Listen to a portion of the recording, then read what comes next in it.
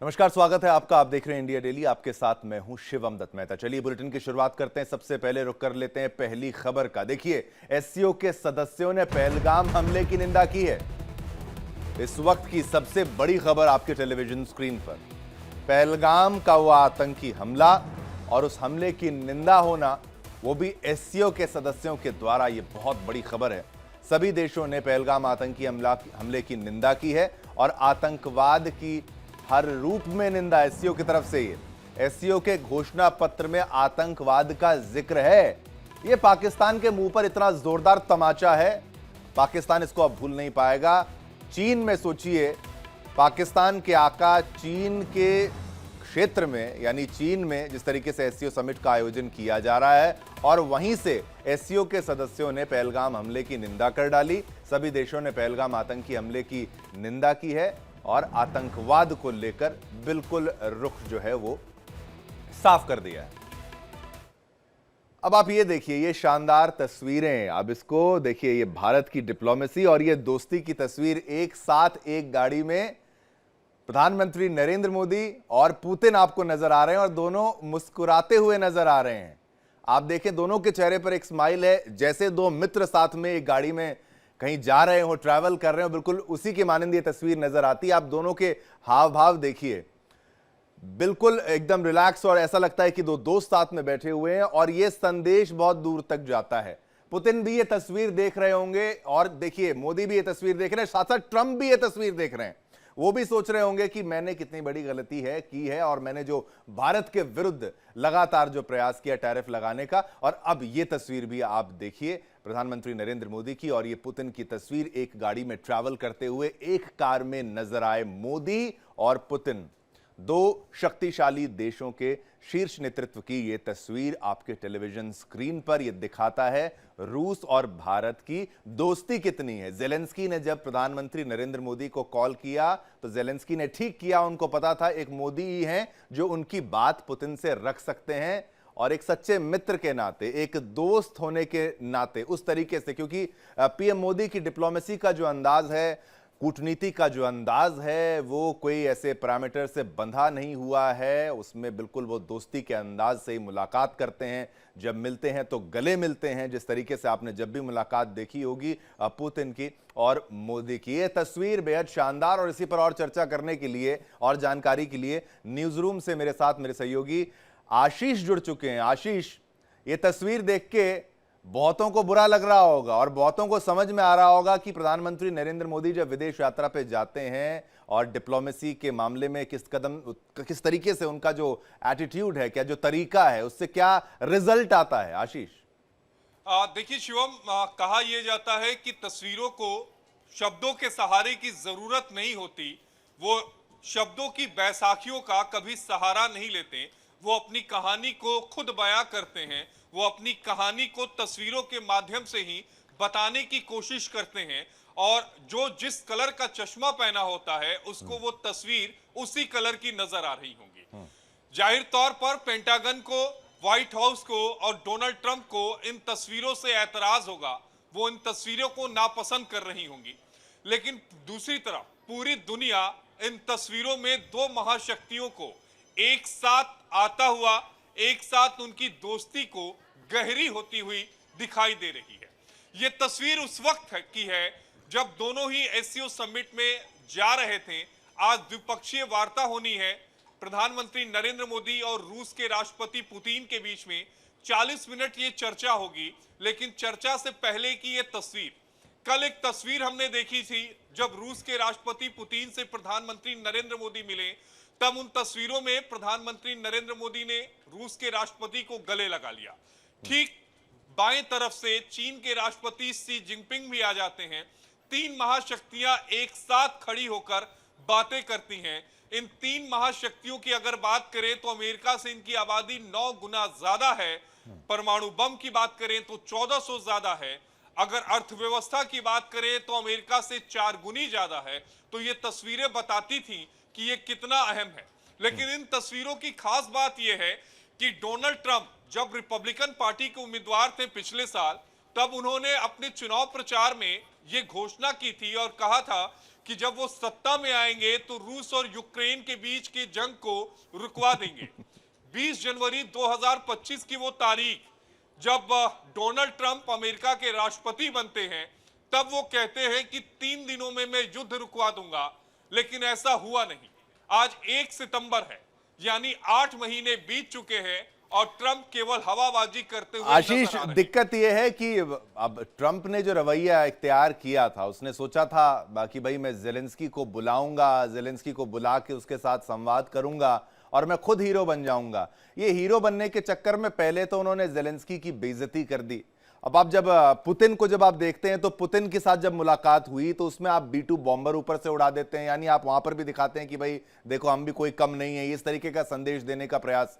लेकिन ये अगर आप मोदी को देखें तो जेलेंस्की से भी बात वो करते हैं बड़े इस तरीके से कि भाई आपके हित की, और जेलेंस्की की बात वो पुतिन से भी आंख में आंख डालकर कहते हैं। मित्र हैं बिल्कुल मित्र के तौर पर, लेकिन वो एक अंदेशा दिखा देते हैं कि भाई आप ये नहीं कर सकते, आप बॉम्बिंग नहीं कर सकते, ये सब गलत है। पीएम मोदी ने कई मुलाकातों में ये बात पुतिन को सामने सामने बैठाकर कही कि भाई युद्ध कोई हल नहीं है, और फिर भी हमारी दोस्ती जो है वो लगातार बनी रही।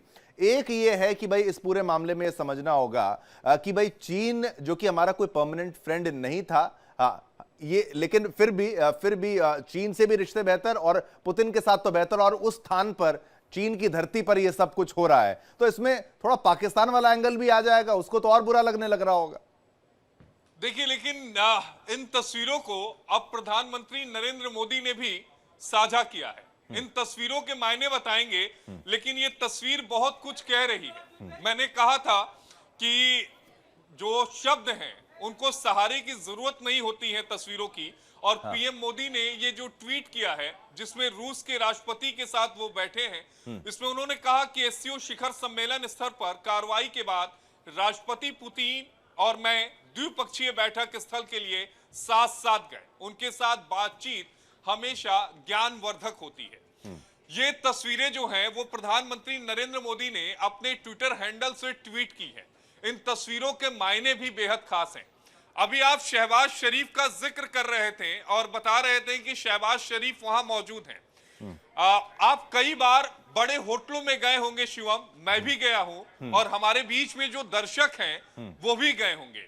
जब आप बड़े होटलों में एंट्री लेते हैं तो वहां एक दरबान होता है जिसके हाथ जो होते हैं ऐसे फोल्ड होते हैं। मैं वाकई जो लोग गए होंगे उन्होंने ध्यान दिया होगा, ऐसे फोल्ड होते हैं।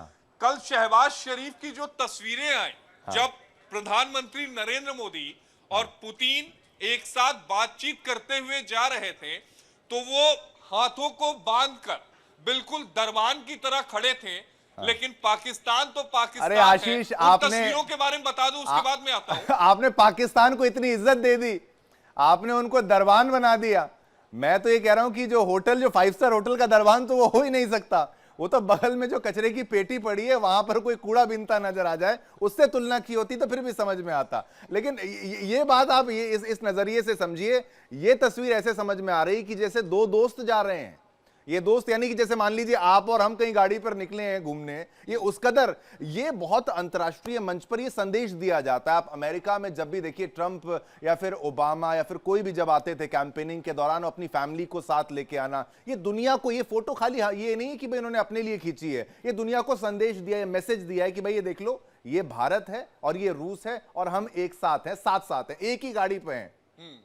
हम साथ साथ हैं वाली तस्वीर, फीलिंग जो है वो आ भी रही होगी। आपको ध्यान में होगा कि अमेरिका की तरफ से बार बार ये कहा गया कि रूस से भारत जो है वो तेल ना खरीदे। तेल खरीदता रहा, अमेरिका की तरफ से बयानबाजी चलती रही, 25% का टैरिफ भी और अतिरिक्त लगा दिया गया, जुर्माने के स्वरूप भी, लेकिन उसके बावजूद भारत तेल जो है वो खरीदता रहा। इस एससीओ समिट की विशेषता क्या है, ये दर्शकों को समझा दे।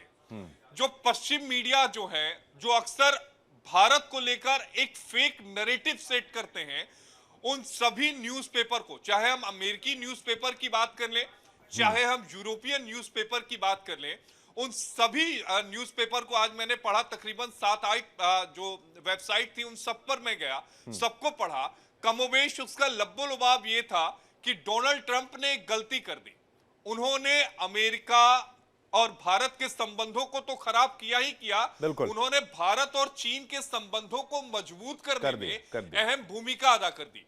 चाहे आप बीबीसी की रिपोर्ट ले लीजिए, चाहे आप न्यूयॉर्क टाइम्स की रिपोर्ट ले लीजिए, चाहे आप वॉशिंगटन पोस्ट की रिपोर्ट ले लीजिए, चाहे आप अल जजीरा की रिपोर्ट ले लीजिए, चाहे आप खलीज टाइम्स की रिपोर्ट ले लीजिए, तो ये सभी जगह इस बात का जिक्र है। हेडलाइन अलग अलग है, कहने का आशय यही है कि भारत और चीन को करीब करने का काम यहां पर डोनाल्ड ट्रंप ने किया। हाँ, अब सवाल ये उठता है कि ये आशीष, जो मुझे कार में बैठकर बातचीत मुझे हुई ये होगी, लगता है ये थोड़ा पोकर फेस कहते हैं ना जिसको, वो उन्होंने प्रयास किया डोनाल्ड ट्रंप ने कि भाई देखता हूं आगे क्या होगा, देखता हूं आगे क्या होगा। वो देखते देखते देखते रह गए और मैं कहूंगा बिल्कुल टैरिफ करते गए तो टैरिफ गया तेल लेने वाली स्थिति यहां बिल्कुल वैसे ही हो गई है। अब उनके पास कोई रिटर्निंग बैक वाला नहीं है। वहां के कोर्ट्स, क्योंकि आप लीगल जानकारी ज्यादा रखते हैं कि भाई वहां के कोर्ट्स ने उनको कह दिया कि आप इमरजेंसी पावर्स का इस्तेमाल ऐसे कर रहे हैं जो जिसकी अनुमति नहीं हो सकती। ये डोनाल्ड ट्रंप जो कर रहे हैं वो अपनी हद से भी पार जाकर कर रहे हैं। वो जो रशिया के साथ भारत को रिश्ते खराब करने का प्रयास कर रहे थे, ये फोटो बिल्कुल वही उसी की तस्वीर है कि भाई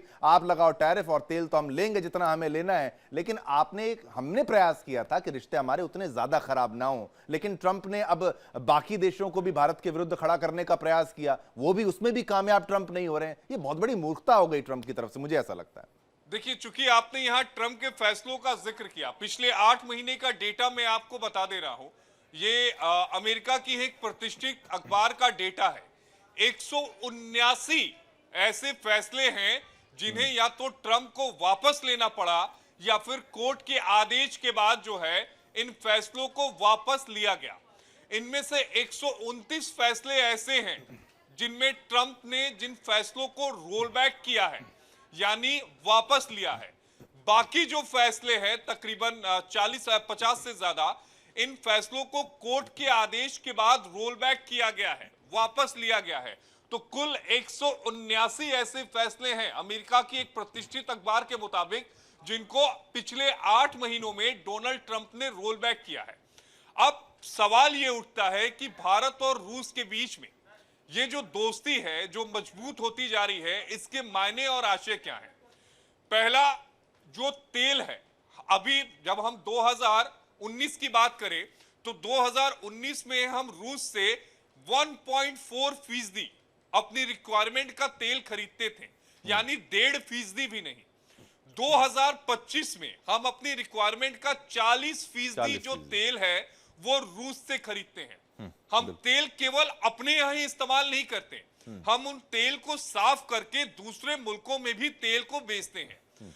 अगर जो डेटा अगर मैं 2024 का लूं, जो हमने रशिया से तेल खरीदा था, उसमें 4 लाख करोड़, दर्शकों को बता दूं, 4 लाख करोड़ का हमें फायदा हुआ है। यानी रशिया से जो कम कीमतों में हमने तेल लिया, 2024 के इकोनॉमी में उसने 4 लाख करोड़ का फायदा जो है वो पहुंचाया है।